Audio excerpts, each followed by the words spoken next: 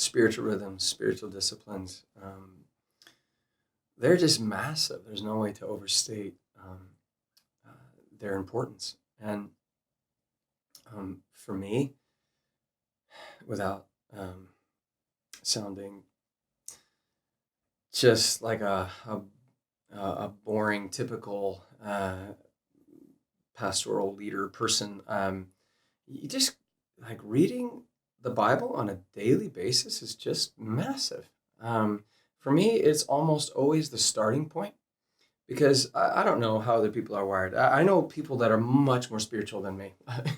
Lots of people. I don't know about you. I wake up in a fog, rarely with any vision, any clarity, much like this whole interview, but no, it's a joke. But I don't start in this enlightened, holy place. I mean, if I tried to pray in that moment, it would just be just bad praying, So I have to activate my heart in reading the Word. I kind of make it a discipline before I read anything else or do anything else. Like I've got to crack this thing open and I got to let it do something in my heart, and it always does. It always does. It is no normal book, and I think one of the most profound things is developing a relationship with the Bible has been the most transforming thing. When I look at all the issues and all the, stuff happening in church and all the brokenness and da-da-da-da-da, sometimes I literally feel like it might be this. I'm like, if we would just read our Bibles more, so much of this stuff would go away. And I speak that over myself. Like there's days where I'm like, oh, you're already in a funk. And I can, it's like, I didn't ground myself or root myself in reading of Scripture.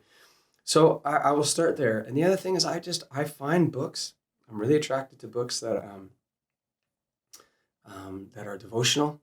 I don't listen to a lot of worship records, to be honest. I utilize them. I listen for songs and that kind of thing. But when I go I'm looking for people that are just raw before the Lord, or beautiful instrumental music. Like either of those two things. So I'm looking for people who just carry that awaken something in my spirit. It's actually their relationship with God. It's not even what they're singing or what they're playing. It's their relationship with God that's activating something in my spirit. Like I can just feel it,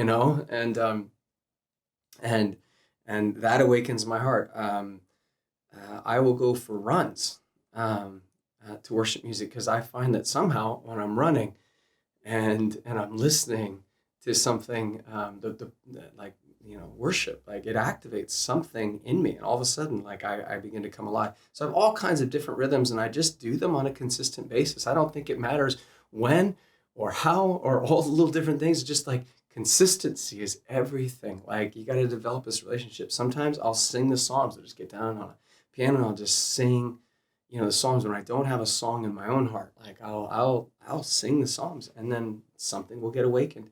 But I have to start somewhere that grounds me. And I find starting in Scripture is massive for me. And then I can begin to pray. And then I can begin to worship, and then stuff begins to flow out of my heart. That's where I have to start. Yeah. Because otherwise, if I pray in a funk, I just pray bad prayers and I fall asleep, So I have to actually come alive and come awake, and sometimes that's through other people's faith and ministry. And most of the time it's through the Word.